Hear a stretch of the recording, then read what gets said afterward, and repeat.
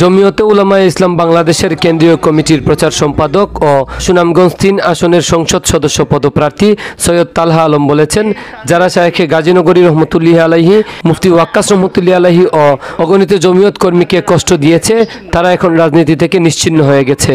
কুরআনের পাখিদের সাথে যারা বেয়াদবি করেছে, আল্লাহ তাদেরকে ডামি নির্বাচনে জামানত বাজেয়াপ্ত করিয়েছেন।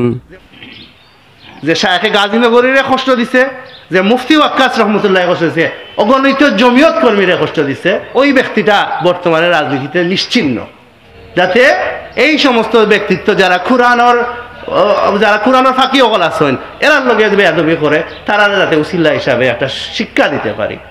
তেওকা যারা আমরার শায়েখে গাজীনগরীরে কষ্ট দিচ্ছেন, মুফতি ওয়াক্কাস রহমতুল্লাহ কষ্ট দিচ্ছেন, আল্লাহ দামি নির্বাচনেও তারারে কি ধরনের জামানত বাজেয়াপ্ত করিয়া দিচ্ছেন, এটা আপনারা সকলে দেখছেন।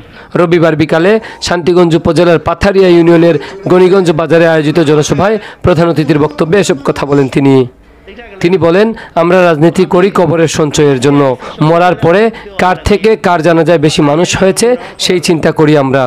আমরা রাজনীতি করি কবরের সঞ্চয় লাগে, যাতে মরে গেলে খাট থাকি বেশি জনজাত মানুষ হইতে পারে, হো চিন্তা আমরা করি। হঠাৎ হইল গিয়া আমরার লাগি মানে সম্পদ, যে জনজাত আমার লাগি আইছেন, হো ঢাকার থেকে মানুষ আইছেন, ও পাতারিয়ার থেকে মানুষ, শিমুলবাগ থেকে মানুষ আইছেন, হঠাৎ করতে পারলে তখন গিয়া সম্পদ, কারণ টাকা পয়সা লেগে খবর দিত নাই। তাই আপনার কাছে আমি আইছি আমার খবরের সঞ্চয় করার লাগে। জনসাধারণের উদ্দেশ্যে সৈয়দ তালহা বলেন, আমি আপনাদের প্রতি অনুগত আছি, আমি অতি নগণ্য মানুষ, মুরব্বী হিসেবে আপনারা আমাকে পথ দেখাবেন।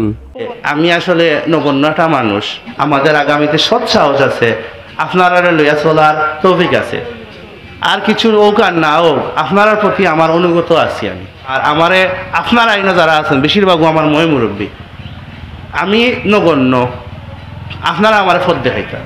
পাথারিয়া ইউনিয়ন জমিয়ত, যুব ও ছাত্র জমিয়ত কর্তৃক আয়োজিত এ সভায় সভাপতিত্ব করেন পাথারিয়া ইউনিয়ন জমিয়তের সভাপতি মাওলানা শফিক আহমদ, একই কমিটির সাধারণ সম্পাদক মাওলানা জয়নুল ইসলাম ও উপজেলা যুব জমিয়তের সভাপতি মাওলানা শহীদুর রহমানের যৌথ পরিচালনায় সভায় বিশেষ অতিথির বক্তব্য রাখেন শান্তিগঞ্জ উপজেলা জমিয়তের সভাপতি মাওলানা হুসাইন আহমদ, উপজেলা জমিয়তের কার্যনির্বাহী কমিটির সভাপতি মাওলানা খলিলুর রহমান, সাধারণ সম্পাদক আব্দুল হাফিজ, প্রবীণ মুরব্বী তারা মিয়া, উপজেলা জমিয়তের সাংগঠনিক সম্পাদক হাফিজ হুসাইন আহমদ, জগন্নাথপুর উপজেলা যুব জমিয়তের যুগ্ম সাধারণ সম্পাদক মাওলানা শাহিনুর রহমান শাহিন।